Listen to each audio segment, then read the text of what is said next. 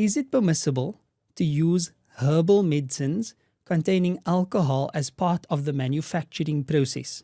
This is a good question because it's a question that really afflicts us on a practical level very regularly. So there's a detailed answer on Seeker's Guidance Answer Service titled, Are Medicinal Herbal Extracts with Alcohol Permissible in the Shafi'i School? And it's answered by Sheikh Jamir Mia. He says, and I'll paraphrase from his answer inshallah ta'ala, extracts of herb or food substances usually consist of the raw material being preserved in an alcohol or water solvent. In the Shafi'i school, anything that comes into moist contact with an impurity or najas, in this case it would make the thing that it contacted with moisture, it would make it najis, which is contaminated. So the alcohol is a liquid intoxicant and therefore it is najis. Thus, anything that gets mixed with it becomes mutanajjis or mutanajjas. It becomes afflicted or stained or contaminated. So the general ruling with impure substances is that they are prohibited to consume. That's the general ruling. An exception to this general ruling is when an impure substance is needed for medicinal purposes. And the key word here is needed. Ad-darurat tubihul mahdhurat. The situations of dire straits or necessities makes the impermissible permissible. However, we add to that legal maxim, الضرورة تقدر بقدرها. That necessity should be measured and addressed according to the extent of the need.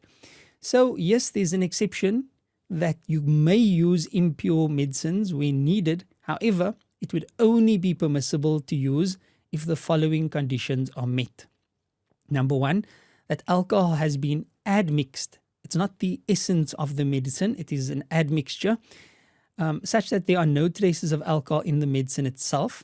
Number two, that there is no pure alternative to the medicine. If there's a pure alternative to the medicine, you have to go for the pure alternative, inshallah. Unless the doctor specifies that it has to be this medicine that unfortunately has the alcohol in it.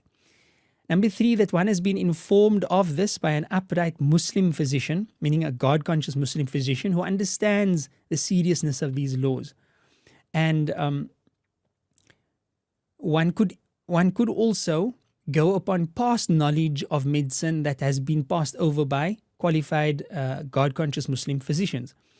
As such, according to the reliable or mu'tamad view of the Shafi'i school, you would be obliged to look for pure alternatives to a medicine such as this.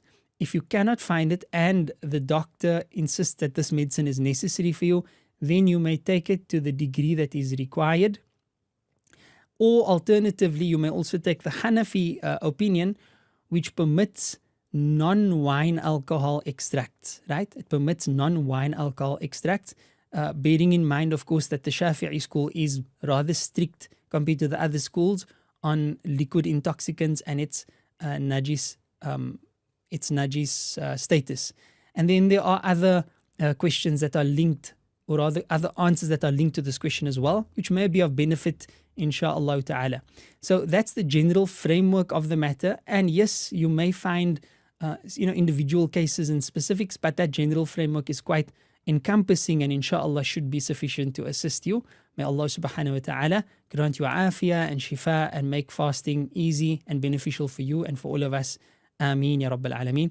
La ilaha illallah Muhammad Rasulullah.